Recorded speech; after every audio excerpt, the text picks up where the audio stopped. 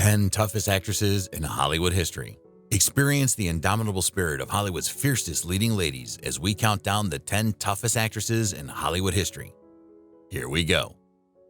Number 10. Katherine Hepburn.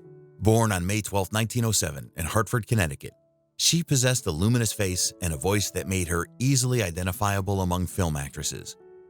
Her 6-decade career stands as a testament to her monumental and enduring presence on the silver screen.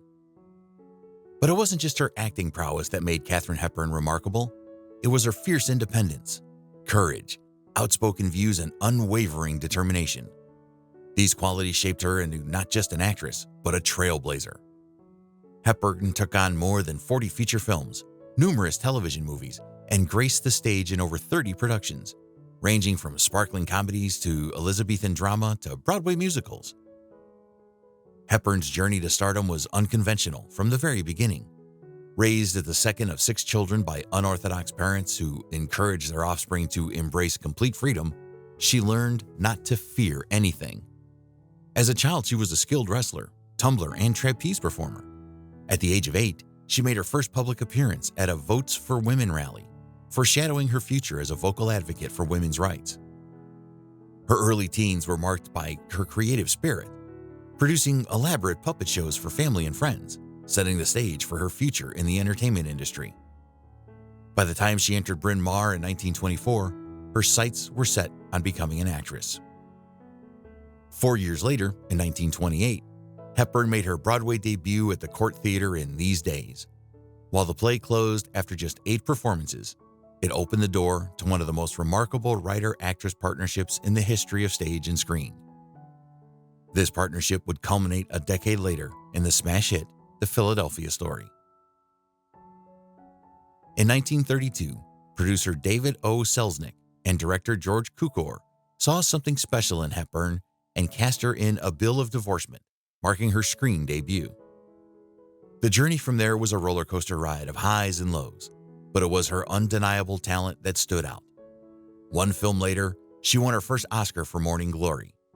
She would go on to become the all-time Oscar champion, with a record-breaking 12 nominations and a rare distinction as the only 4-time winner in an acting category, earning Oscars for Morning Glory, Guess Who's Coming to Dinner, The Lion in Winter, and On Golden Pond. Remarkably, 3 of these wins occurred after she turned 58, defying the typical brevity of most film careers. Number 9. Bette Davis. The First Lady of the American Screen. Born on April 5, 1908 in Lowell, Massachusetts, she was a powerhouse of talent and an icon of classic Hollywood.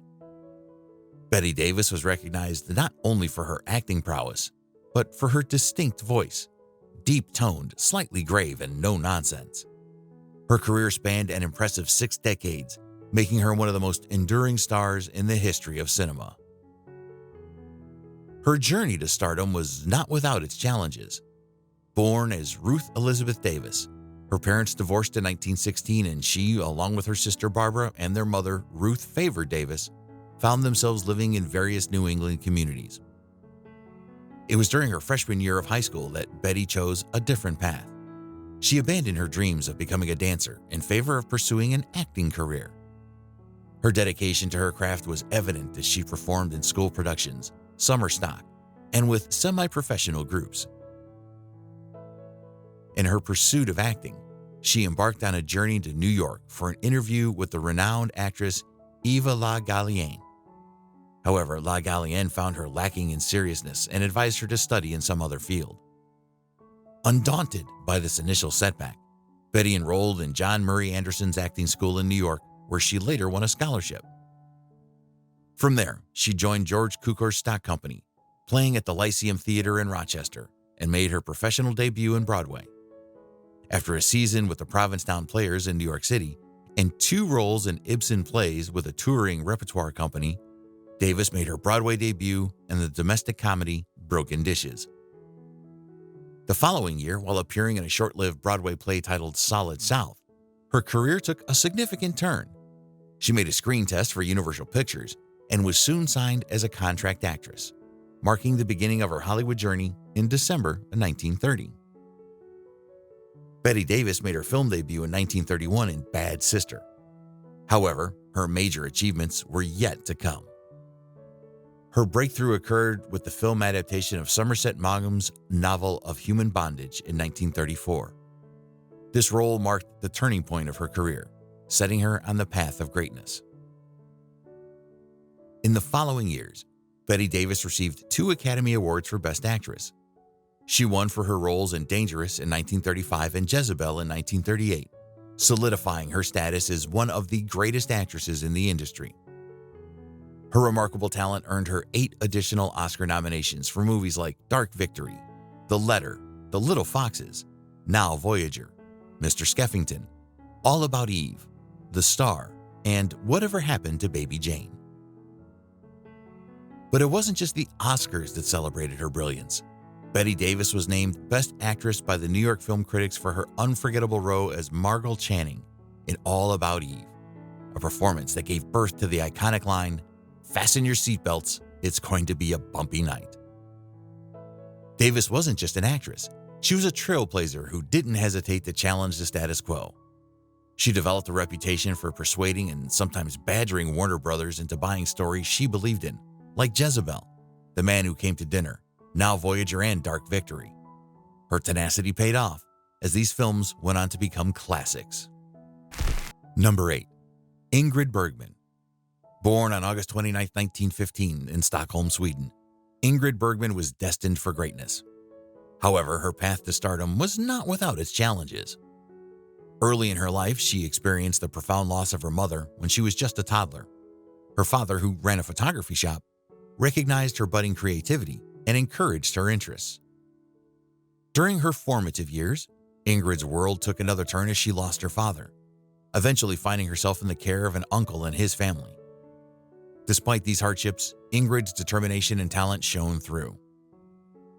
Ingrid's journey into the world of the arts began when she attended a private school, where she honed her acting skills by participating in numerous plays. In the early 1930s, she took a significant step by enrolling at the Royal Dramatic Theatre School in Stockholm. However, she left after a year to pursue her professional career, which would soon become the stuff of legends. In 1934, Ingrid Bergman made her film debut in Munkbro Greven. Her charismatic presence and acting prowess quickly caught the attention of American film producer David O. Selznick, who saw in her the potential for international stardom. He cast her in the English-language remake of the film Intermezzo. The film's release in 1939 marked the beginning of Ingrid's Hollywood journey. Selznick, recognizing her immense talent, signed Ingrid Bergman to a multi-year contract. Before fully conquering Hollywood, she made a stop on Broadway, where her talent continued to shine. In 1940, she appeared in a production of Liliom. In Hollywood, Ingrid's early film roles often portrayed her as a woman of virtue. She played a devoted governess in Adam Had Four Sons in 1941 and portrayed a loyal wife in Rage in Heaven. However, it was her role in the 1942 classic Casablanca that catapulted her to full-fledged movie stardom. Her portrayal of Ilsa Lund, a woman torn between two men, brilliantly played by Humphrey Bogart and Paul Henreid, touched the hearts of audiences. Ilsa's selfless dedication to a political resistance movement remains iconic to this day. Following the success of Casablanca, Ingrid Bergman continued to shine in Hollywood. She co-starred with Gary Cooper in the film adaptation of Ernest Hemingway's For Whom the Bell Tolls in 1943. Her role in Gaslight, 1944, where she portrayed a young wife whose husband attempts to drive her insane, earned her widespread acclaim and her first Academy Award. Number 7. Joan Crawford. Born Lucille Fay LeSueur in San Antonio, Texas, on March 23, 1905, though some sources report her birth date as 1904. Her early life was marked by challenges. Her parents separated before her birth, and her mother later married theater owner Harry Casson, leading to her being known as Billy Casson at times. Crawford's formative years were not without hardship. She attended private schools, working on the premises to pay for her tuition, where she faced harsh treatment and corporal punishment for perceived misdeeds. Her workload left her unable to attend classes, leading to a faked scholastic record. But Crawford's determination and a love for dancing led her to pursue a career in entertainment. She showcased her dancing skills on the Broadway show Innocent Eyes and made her on-screen debut in 1925 under the MGM banner. A magazine contest sponsored by the studio gave her the name Joan Crawford. Her breakthrough came through with Our Dancing Daughters in 1928, a hit where she portrayed a rich, lovelorn girl who moved to Charleston. Her career continued to flourish with over 6 films to her name. She transitioned into talking roles with movies like Hollywood Review in 1929 and Grand Hotel 1932. Her dancing abilities were prominently showcased alongside stars like Fred Astaire in Dancing Lady 1933.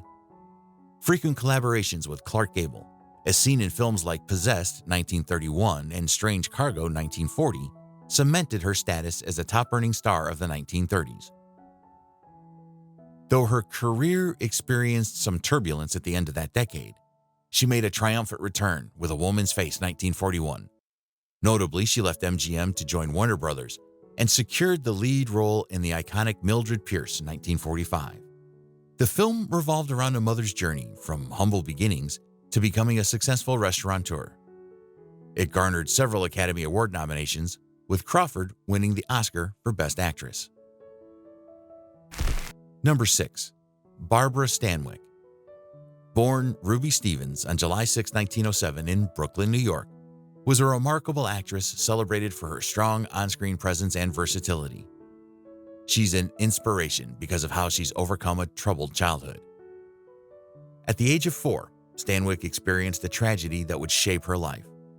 Her mother was tragically pushed off a moving streetcar and killed, leaving her an orphan. Her father, unable to cope with the loss, abandoned his 5 children. With no one to rely on, the young Stanwyck was raised by her older sister, a showgirl. These early experiences made her grow up quickly and fend for herself. Stanwyck's education was further disrupted, leading her to quit school by the age of 15. At just 9 years old, she took up smoking, perhaps a sign of the challenges she faced at a young age. Her path to stardom began when she became a chorus girl, eventually leading her to make her Broadway debut in 1926 as a cabaret dancer in The Noose. It was around this time that she adopted the name Barbara Stanwyck, marking a turning point in her life and career. In the late 1920s, she transitioned from Broadway to the silver screen, taking her first steps into acting with a role as a dancer in the 1927 film Broadway Nights. It was in the following year that she married comedian Frank Fay, a significant personal milestone. Stanwyck's foray into film was not without its challenges, and her early roles went largely unrecognized. However, her determination and talent caught the eye of director Frank Capra, who cast her in his 1930 film Ladies of Leisure, bringing her the attention she sought. Stanwyck's characters often depicted a progressive, stronger side of women, challenging the typical gender roles of the era. Her acting prowess earned her a contract with Columbia Pictures, and she delivered notable performances in films such as Illicit in 1931, 10 Cents a Dance 1931, Night Nurse 1931, and Forbidden 1932, which propelled her to Hollywood's A-list. In 1982, Barbara Stanwyck was honored with an honorary Academy Award, recognizing her incredible contributions to the world of cinema. Throughout her career, she appeared in more than 80 films, leaving an enduring legacy. In her personal life, Stanwyck lived a more reclusive existence compared to the outgoing characters she often portrayed. She married comedian Frank Fay, with the couple adopting a son, Dion Anthony Fay, in 1932. However, they parted ways in 1935 due to reported issues with alcohol. Her second marriage to actor Robert Taylor in 1939 lasted just over a decade before their divorce in 1951. In her later years, she chose to live alone, preferring her work over social interactions. Number 5. Marlene Dietrich. Born as Maria Magdalene Dietrich on December 27, 1901, in Berlin, Germany, she left her mark on Hollywood with her unique style, commanding presence, and a career that defied conventions.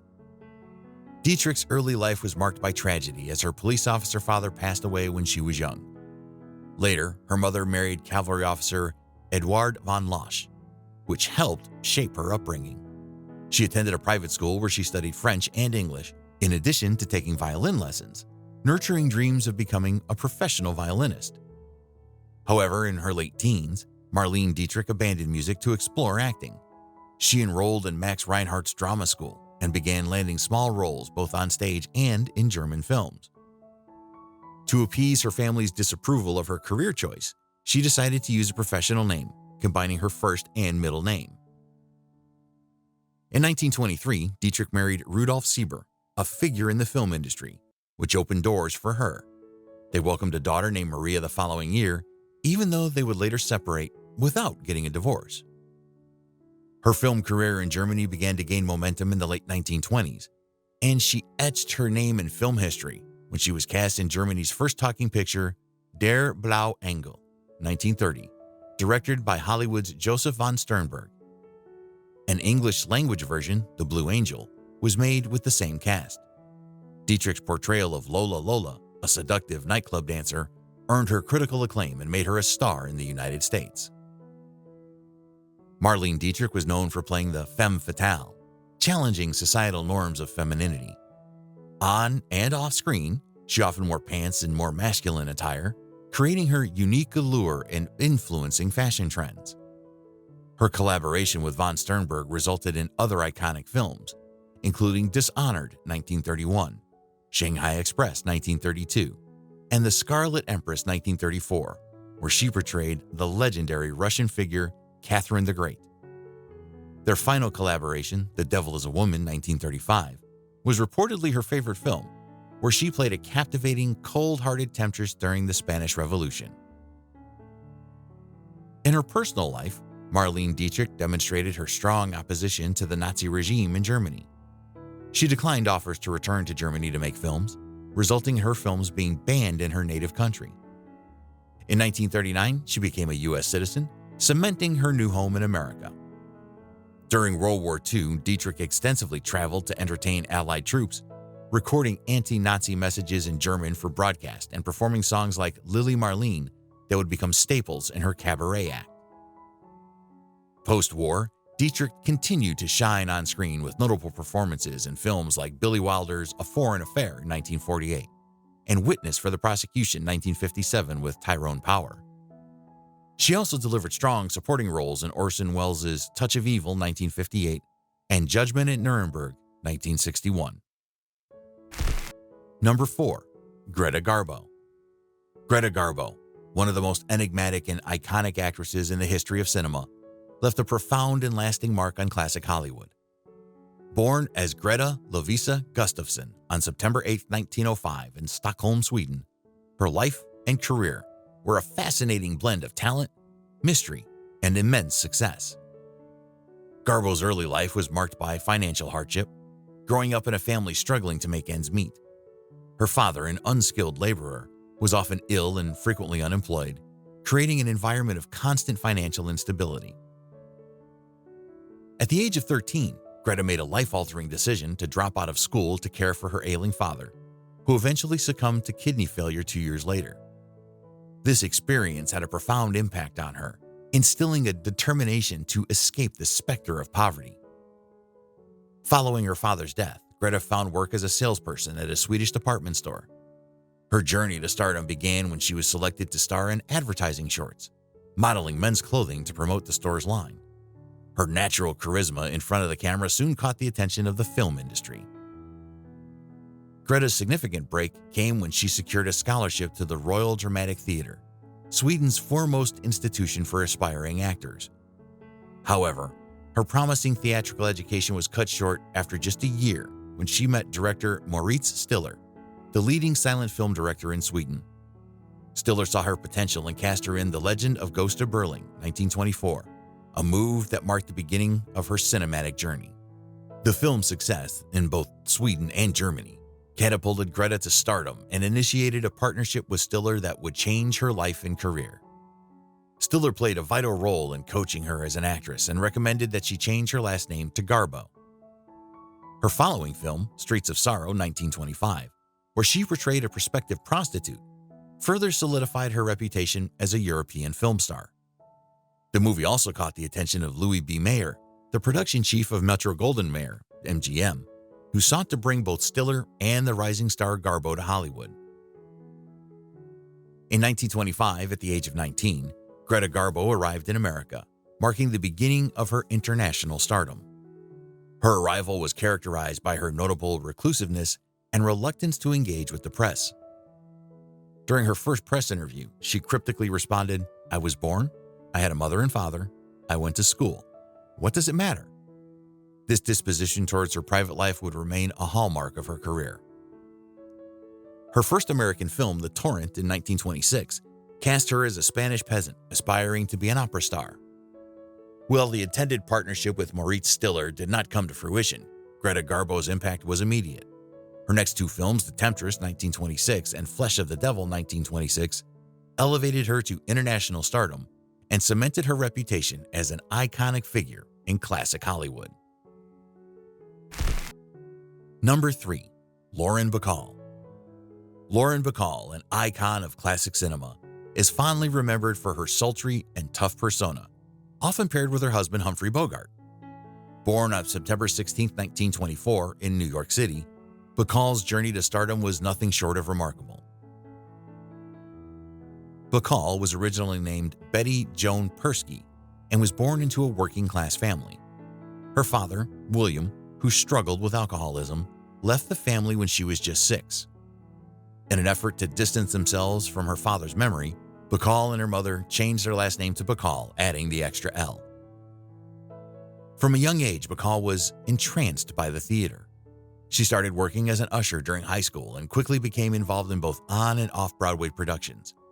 However, it was her foray into modeling that set her on a path to stardom. In 1943, Lauren Bacall's life took a significant turn when she appeared on the cover of Harper's Bazaar, catching the eye of Nancy Hawkes, the wife of renowned Hollywood director Howard Hawks.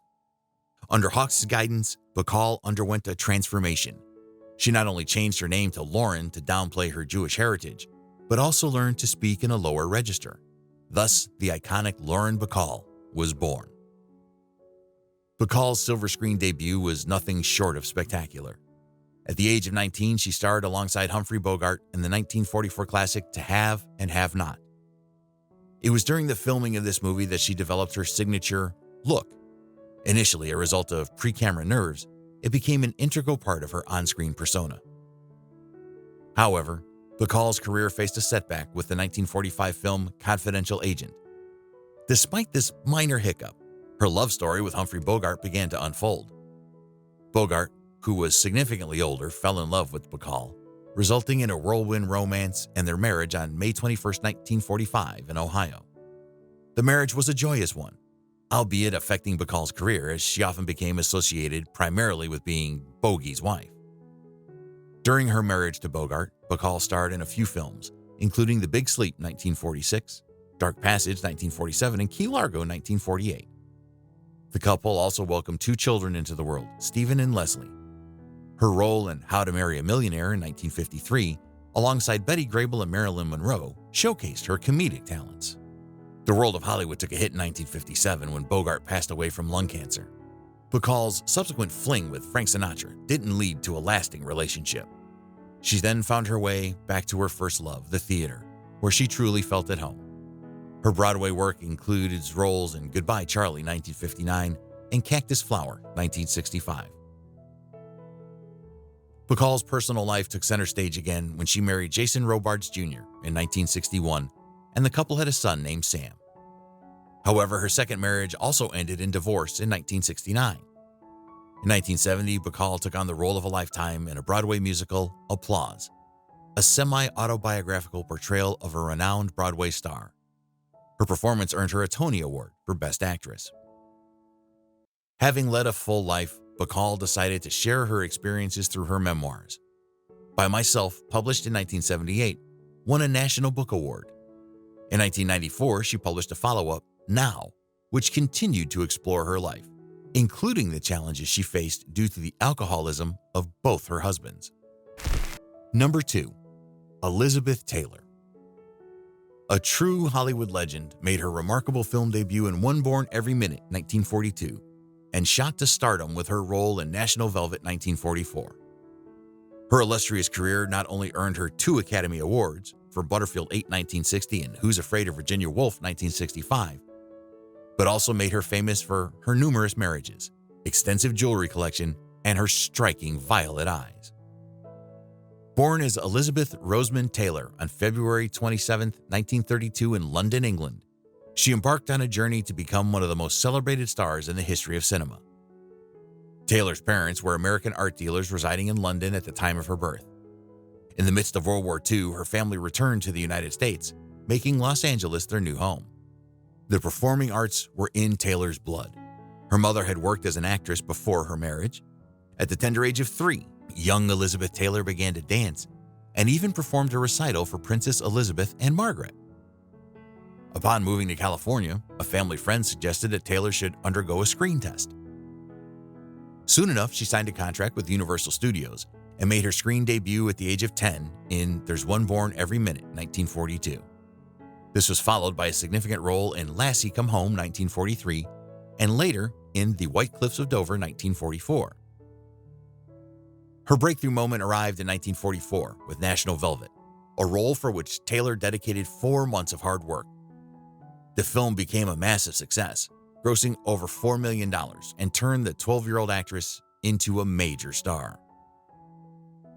Elizabeth Taylor was not only adept at handling the glare of the Hollywood spotlight from a young age, but she also displayed an incredible ability to transition seamlessly into more adult roles, a feat not often accomplished by child stars. However, Taylor's fame was also marked by tragedy and personal turmoil.